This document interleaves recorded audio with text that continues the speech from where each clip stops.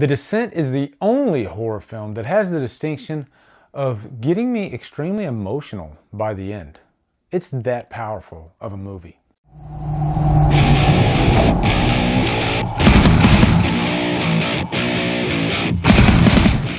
The Descent stars Shauna McDonald, Natalie Mendoza, and is directed by Neil Marshall. Okay guys, we are going to discuss one of my favorite, not only horror films, but films.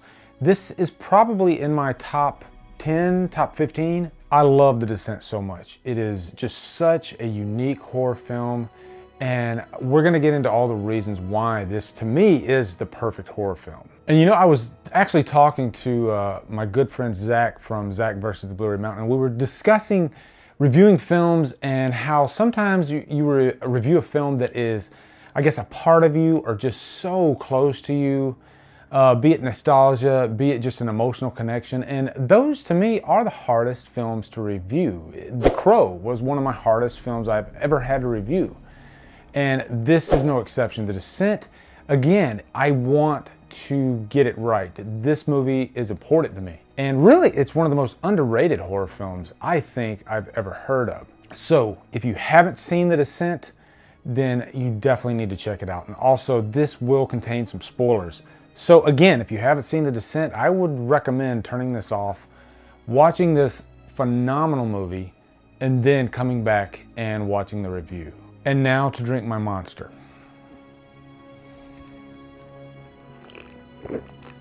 So the story of The Descent, at face value, it's really simple.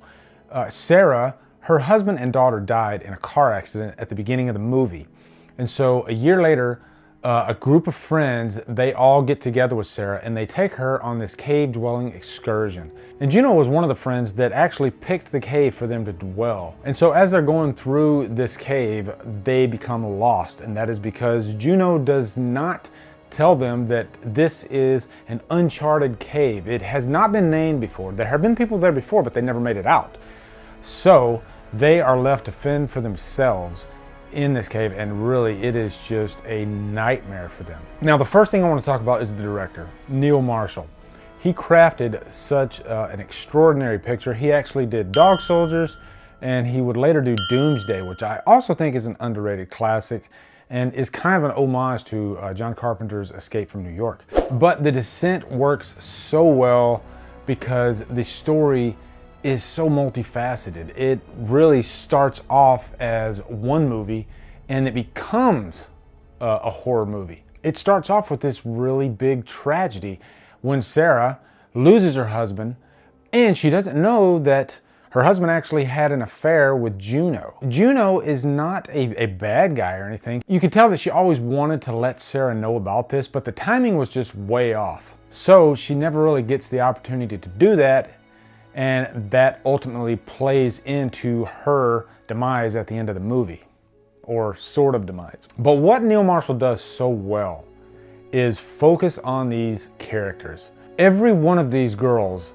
they have a story, they have a characteristic about them. Really early on, by the time they're actually in the cave, you already feel connected to them. And you would swear that these girls have actually been friends for years, the actors even. They just play off of each other so well. And the two that really stand out the most are Sara and Juno, of course. They really are the core of this movie. Throughout this whole thing, Sara, I think, has the biggest character arc. She starts off as this really broken down, beaten person. She's lost her husband, she's lost her daughter. She is taking antidepressants. So she is constantly just dealing with this struggle in her head. But as the movie goes and they are attacked by these creatures, this is when Sara must step up to the challenge, so to speak. And really, this is when she becomes a warrior, really. It's ironic that she starts off as the most frail person in the group and ends up becoming arguably the strongest. Also, I have to talk about the elements of horror in The Descent, because we don't see the creatures until the last maybe 2/3 of the movie. What makes this movie work so well is you don't even need the creatures. By the time they actually get to the creatures, they are already in peril. They are looking for a way out of this cave. If they don't find a way out, they are going to die.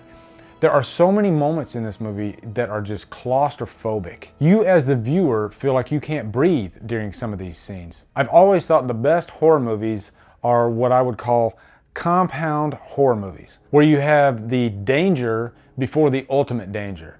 You know, the danger being the cave itself, and then the ultimate danger being the creatures. Most horror movies, they only have that one element of danger, that ultimate danger. The characters are just walking their way through the story until they get to that, but not The Descent. The Descent, once they get into the cave and they realize they're lost, that is when the danger really starts coming into play. And also there is this emotional struggle that's going on the whole time too. There is a huge psychological element to this movie. It really is a true survival story. Every one of these girls, not just Sara, has to step up to the plate, has to defend themselves, and they're forced into it. And it really begs the question, what would you do if you were in this situation? If you had to step up to the plate, you have to do something, and that's a big part of this movie. Also, when the character Holly breaks her leg, that is just another huge element of danger. Now they have to carry this person that has a broken leg out of this cave that they, by the way, don't know how to get out of. It's just an element of danger on top of another element of danger on top of another element. It just keeps getting worse and worse. Also, this movie really has so many surprises to it. First off, the scene with Beth. Juno is fighting for her life. This is really her first encounter with all of the creatures. Beth comes behind her and Juno accidentally stabs her in the neck and pretty much kills her. Beth was the only person that knew about the affair with Sara's husband, Rob. And so by that time, you are already just gripping the edge of your seat, and then this is just a new element that comes into the movie. Now there's this element of betrayal. From that scene, that is just another thing that's constantly looming in your head. When is this element of betrayal gonna come up? Because you know eventually Sara's gonna find out. And also I love what I like to call the rebirth of Sara. The first scene where she has to fight the creatures, she jumps into this vat of blood, and really it's like a metaphorical rebirth. She comes out of the blood a new person. She comes out a warrior. Really just a completely different person than what came in that vat of blood. Now next up I want to talk about that scene that's close to the end of the movie where it's just Juno and Sara. And this is the moment where Sara lets Juno know, I know about the affair. Now, what Sara did in that scene, most people would say that's wrong, but Sara didn't know all the facts at that time. All she knew is what Beth told her. Still, it doesn't make what she did right, but I love that uncertainty of the last act of the story. Sara doesn't come off as a quote-unquote good guy. She is really psychotic at this point. She is not thinking with a sane mind. Now in the intro I talked about how this is really the only horror film that gets me emotional, and that is because of the music. The music in this movie is just beautiful. I've always been a big fan of great music in not just horror movies, but movies in general. I love music. When a horror movie can make me well up, that is just a huge bonus. When Sara is escaping and coming out of that cavern, out of the grass, and the music is just playing and she's getting to the truck and she's just crying profusely, it really just grabs hold of you. I'm getting emotional right now just thinking about it, seriously. Guys, in the end, I think you already know this. This is a Trapped on an Island movie for me. The Descent is so good.